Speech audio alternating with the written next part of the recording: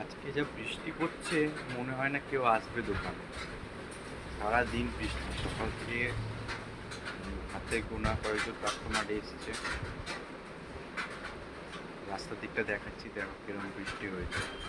হ্যাঁ, রাস্তা জল হয়ে গেছে প্রায়।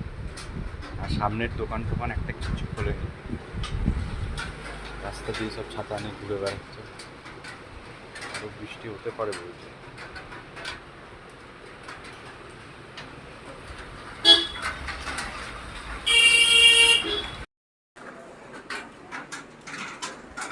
বৃষ্টি হলে আর যাই হোক না কেন, চপের দোকানে প্রচুর ভিড়।